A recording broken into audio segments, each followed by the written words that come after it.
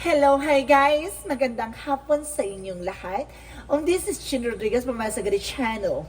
A faith healer, also Matariders. So ngayong hapon, natatagan natin na nagsasabihin sa iyo ng ating mga gabay. So this is weekly gabay for the month of February 23 hanggang February 29 for the sign of Aries. So Aries, welcome to my channel. Ano kayong messages, advices ng spirit guides ang ating masasagap for today's video? Kanino ba kayong energy or kaganapan sa buhay ng mga Aries ang ating mahagilap? So guys, this reading is a general reading lamang, hindi lahat makaka-resonate. Kunin lamang po makaka-relate sa inyo and comment down below kung kaninong energy ang ating nasagap. And of course, don't forget to like and subscribe my channel and hit the notification bell for more videos update. And of course, maraming salamat po sa mga walang sawang pagsuporta sa aking channel, lalo na yung hindi nag-i-skip ng ads. Naway pagpalain kayo na just may kapal siksik diglig na gumapaw na biyayang manong balik sa inyo. So guys, umpisahan na natin ang laban for the sign of Aries. Angel Spirit Messages give me an information. Ano naman kaya gusto sabihin sa iyo ng ating mga baraha? So let's see. Angel Spirit. So there's a Page of Swords. So there's an information na maraming dito kumukuha ng information sa iyo, or either so kailangan mong kumuha ng mga impormasyon, no? Kailangan mong alamin, tuklasin, matutunan, no? At may mga bagay na or tao dito na nag-i-spy or kumukuha ng impormasyon sa iyo. And the Knight of Wands is slow and steady, no? Huwag ka masyadong aggressive dito at this moment. So sinasabi dito, kalma, no? Kumalma-kalma ka. Baka, diba? And kasi sinasabi dito, there's a 5 of Cups, no? Yun yan, diba? Kumalma-kalma ka, baka pagsisihan mo. Ganun. Para may something of regret dito, guys, no? With the 5 of Cups. May mga panghihinayang or may mga disappointment ka ditong no, nararanasan. Because there is a Knight of Wands, so there's a perseverance, no? There's a step by step, no? Kailangan mo magtiyaga, no? Kailangan mong porsigihin yung sarili mo kasi napakalapit mo na para matupad yung mga bagay na yan, no? Kumbaga there's a stepping processing, no? Parang ganon. Parang nandun ka na sa process kumbaga step by step lang talaga yan, guys. No? Kumbaga kailangan mo lang talagang pagdaanan yung mga bagay na yan with the King of Wands. Control. No, kontrolin mo din yung emotion mo. No, wag ka masyadong maging padalos-dalos sa mga bagay-bagay. Because there's a King of Swords. Kumbaga there's an information din dito na kailangan mong putulin yung mga bagay na hindi nagsiserve sa'yo. Yung mga walang kabuluhang bagay, no? Yung kaya mo pang mabuhay nang wala yung bagay na yon, wag mo munang pilitin, no? So let's see what is the Page of Swords. So there's a 2 of Swords, there's a decision. So may mga bagay dito na kailangan mo pag-isipan, no? At kailangan mong i-clear out, take time to beat out, take time to make a decision. So may mga bagay na kung mag-google ka talaga ng oras, alamin mo muna, no? Maging matalino ka this time, no? Bago ka magdesisyon. Kumbaga kailangan mo pag-isipan. And there's a Tower moment, so there's a major changes. Ito yung may mga bagay na unti-unti na magbabago, unti-unti na siyang magkakaroon ng development and transformation. So let's see what is the 5 of Cups. And because there's a 10 of Wands, so there's an information na matatapos na yung burden, no? Kumbaga, matatapos na yung obligation. So may mga bagay na matatapos na dito na nagbigay sa iyo ng pabigat or kumbaga yung mga pasanin. Kumbaga sa ganon. So let's see what is the Knight of Wands. So there's the 6 of Wands. So there's a victory and success. At the end of the time, magkakaroon ka ng kasaganahan dito. At sinasabi sa'yo dito, kailangan mo muna siyang, kumbaga, pagtiyagaan, no? Kumbaga, may mga bagay talaga, pag may tiyaga, may nilaga. So there's kumbaga, sinasabi talaga, kailangan mong kumalma, kailangan mong porsigihin yung sarili mo, no, na gawin yung mga bagay na yan. And there's an Ace of Pentacles, so there's a big money coming in for you. Tsaka mo makokontrol yung about sa resource of income mo. Saka gaganda yung pasok na magandang eksena dyan. No, basta may mga bagay na kailangan mo nang isipin, no, kaysa dun sa gusto mo lang. no? Dapat yung kailangan mo. And of course, there is a Three of Swords na putulin mo yung mga bagay na nagbibigay sa iyo ng sakit, no? Pabigat. At lalo-lalo, baka siguro it's either guys, no? Yung mga utang, no?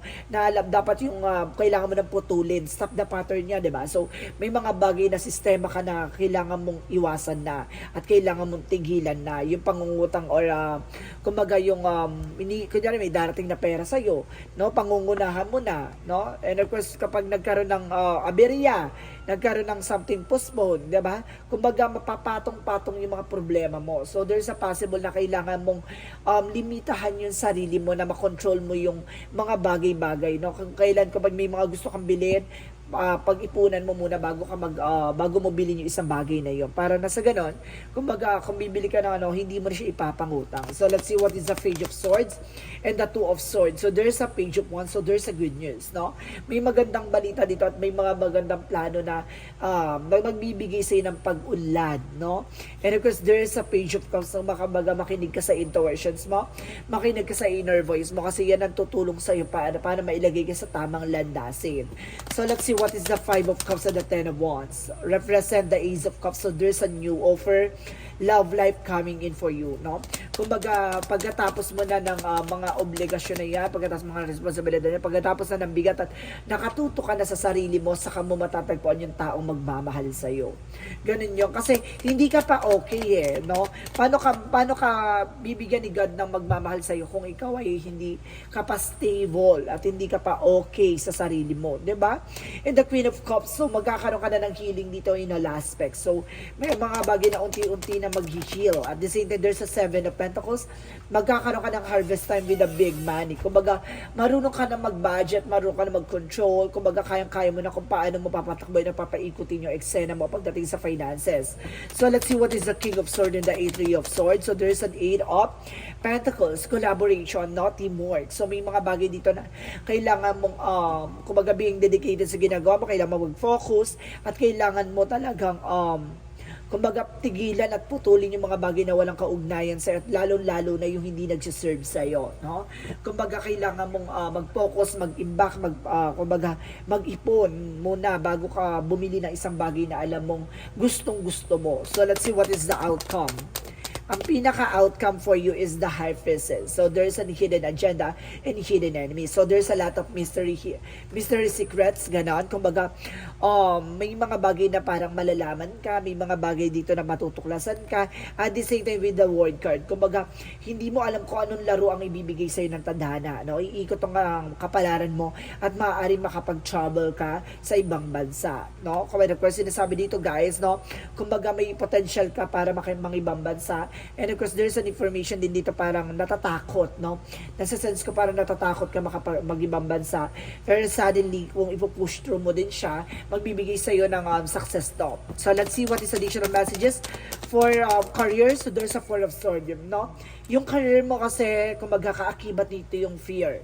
No, yung fear, yung takot. At the same time, there's an Hermit card. Kumbaga, there's a soul searching, no? Kumbaga, gawin mo center si God. Kumbaga, ibibigay niya yung mga bagay-bagay sa'yo in a good way, in a good thing, in a good pattern, no? Kumbaga, dadaling ka niya sa mga bagay na ikabubuti mo. Kumbaga, labanan mo lang yung takot at pangamba mo. So, let's see additional messages for love life. Sa love life mo naman, there's the Full card, no? Kumbaga, there's a new beginning coming in for you. And the Queen of Pentacles, being practicality. Itong tao na to is a good sense pagdating sa finances. Kumbaga, masyado siyang practical at masyado siyang logic sa mga bagay-bagay or either ikaw to or vice versa. So, let's see what is additional messages for health. So, there's a Seven of Wands. No? Protectionan mo yung health mo, protectionan mo yung sarili mo. No? May mga bagay siguro dito na kailangan mo unahin sa sarili at magkakaroon ka ng star card and healing, no? Kung magagagaling ka at maaaring may pag-asa talaga naghahantay sa'yo. Kasi dapat okay, excuse me, okay ka dapat sa health mo. No? Technically, para at least sa ganun, walang maging balakid, diba? Para grind ka na lang ng grind. So, huwag mong kalimutan yung sarili mo, guys.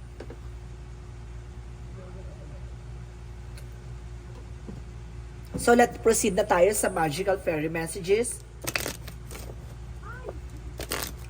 For Magical Fairy Messages, guys, And there's a your wishes is granted. So yung mga pinapangarap mo, yung mga excuse me, yung mga hinihiling mo ay maaaring magkatotoo na. No, at the same time, there's an emotional healing. So, talaga magkakaroon ng emotional healing dito, guys, no? Kumbaga, yung worries mo, yung pangamba mo, yung takot mo, yan kasi yung emotional na nagbibigay sa'yo ng struggles every day. So, this is the moment na, kumbaga, magkakaroon ka na ng yung parang kalayaan, no, sa pakiramdam, na hindi mo naiisipin yung mga susunod na bukas, no? Kumbaga, ngayon, unti-unti mo nang, kumbaga, binabago yung sistema mo, at magdadala to sa'yo ng magandang eksena mo. So, let's see what is the Yin and Yang Oracle card.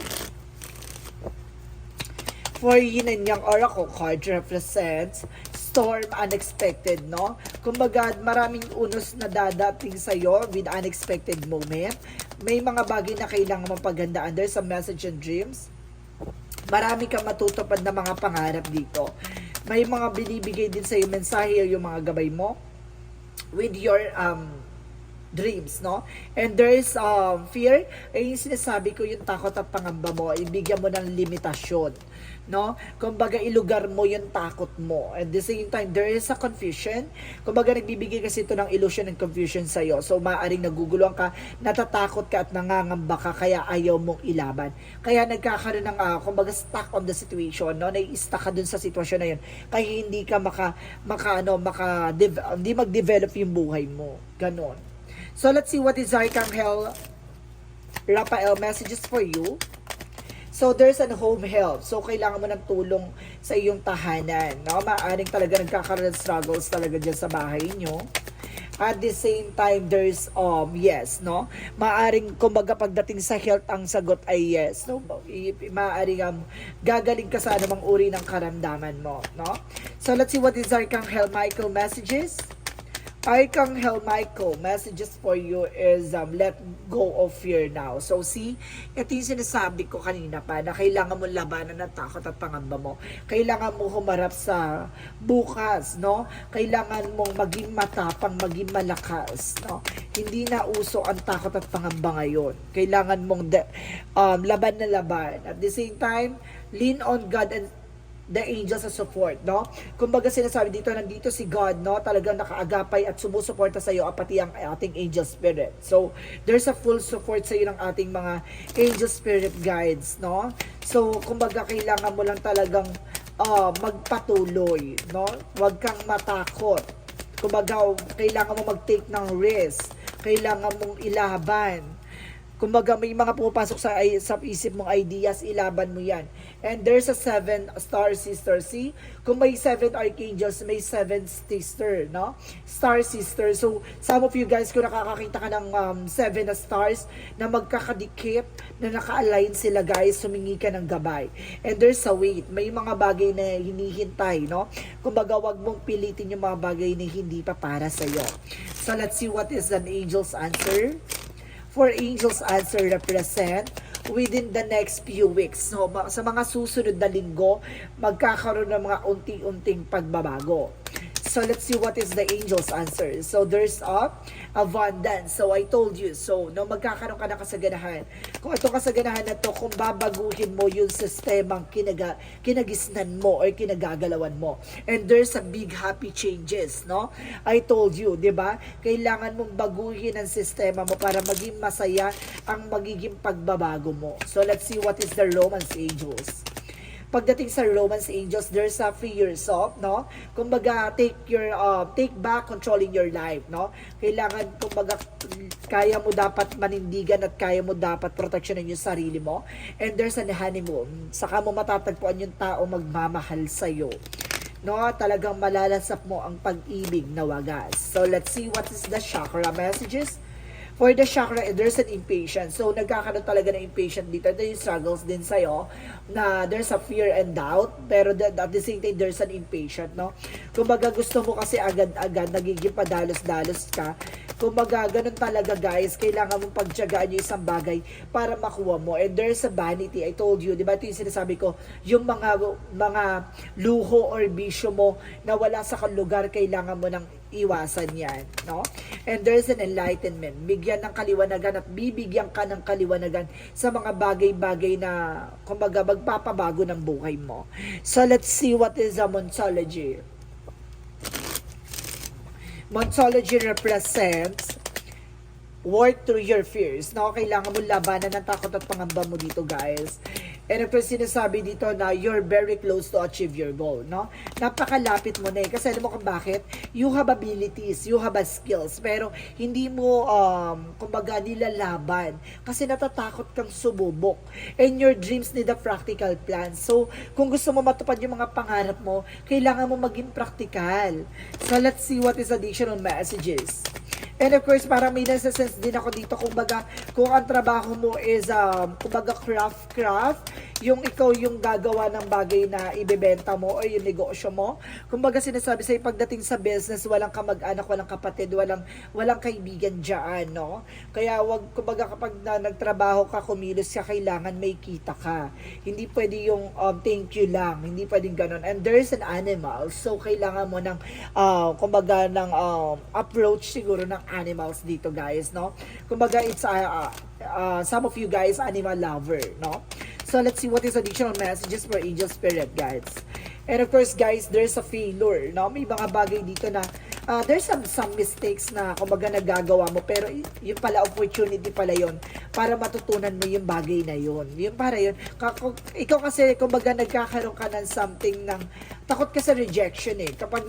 Pag nagkamali ka dun sa ano, parang ayaw mo na ulit sumubok. So, kumbaga yun yung, kumbaga mali mo, no? Kailangan mong ilaban. There's a death card, no? Tapusin mo na at maaari matapos na yung mga bagay-bagay sa'yo at magdala sa'yo ng transformation and ending yan yung bigyan na yun. And of course, see, I told you, there's a self-esteem. At yung sinasabi ko, kailangan mo i-boost yung confidence mo, no? Kailangan mong magkaroon ng, kumbaga, kalakasan ng loob, no? So, yun yung kailangan mo, guys. So, let's see what is additional messages for angel spirit, guys. So, there's a prophecy. So, may mga bagay dito na nakita mo na.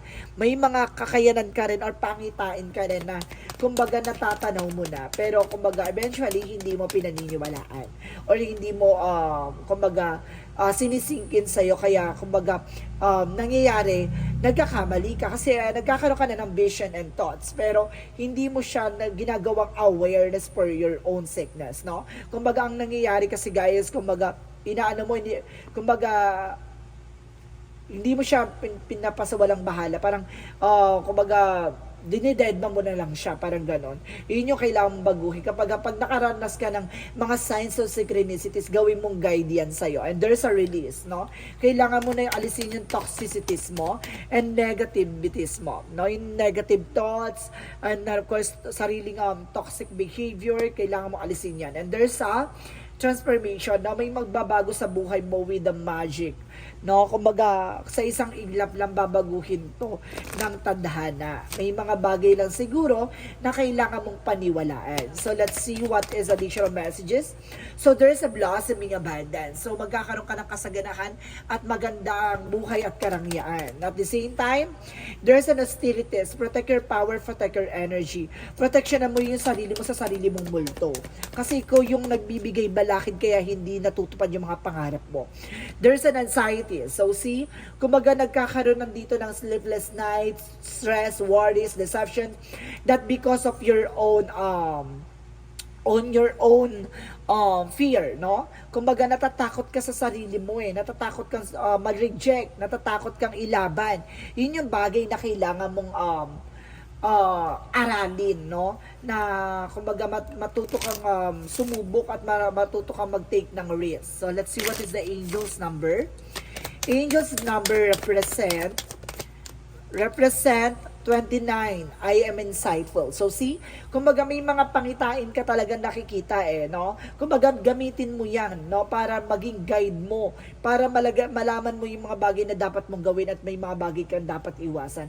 At may mga bagay na kailangan mong proteksyonan. So see, hindi mo na po proteksyonan yung sarili mo eh, kasi natatakot ka. Yun yung kailangan mo. And you're highly intuitive and creative, your mind thinks in the pictures and you seems to draw information and ideas from out of the sky, a powerful drive to know the oneness of the all things. So see, kumbaga nakikita mo na yung mga possibilities pero hindi ka nagtitake ng action for this. So let's see, what is additional messages of life? A messages of life represents letting go. So, ayun yung kailangan mong i-let go, no? Yung, kumbaga, toxic behavior. At sinasabi dito today, remembering that God is within me, around me, I release myself on God's hands and regain my inner peace. I know God is providing me that which is most beneficial of my soul. I know that God is sending angels to help me face any difficulties that arise. I let go into God's will, knowing the best is yet to come. So si God pala yung nagbibigay mensahe sa'yo. So kumaga, ay di ba, nandito palang lean on God and angels support you. Di ba, unang baraha palang sinabi sa'yo na ginagabayan ka ng ating Panginoon, no, ng ating mga angel spirit guide, pero hindi mo pinakikinggan. Oh my God! May ganda-ganda na mensahe sa'yo ha, na kailangan mong labanan ng takot mo at kailangan mo sumubok ng mga bagong eksena. So guys, this is a weekly gabay for the month of February 23 hanggang February 29 for the sign of Aries. Aries, maraming salamat for this wonderful reading. So once again, this reading is a general reading namang hindi lahat makaka-resonate. Kunin lamang po makaka-relate sa inyo and comment down below kung kaninong energy ang ating nasagap. And of course, don't forget to like and subscribe my channel and hit notification bell for more videos update. And of course, maraming salamat po sa mga walang sawang pagsuporta sa aking channel, lalo-lalo na hindi nag-skip ng ads. Naway pagpalay kayo na just at may kapaliksik-siklig na gumapaw na biyayang manong balik sa inyo. And of course, guys, maraming salamat po sa mga patuloy na pagsusuporta sa aking channel, lalo-lalo na hindi nag-skip ng ads, and of course yung mga nag-share ng aking video sa anumang uri ng social media platforms. Maraming salamat and see you in the next video. Bye-bye and babush!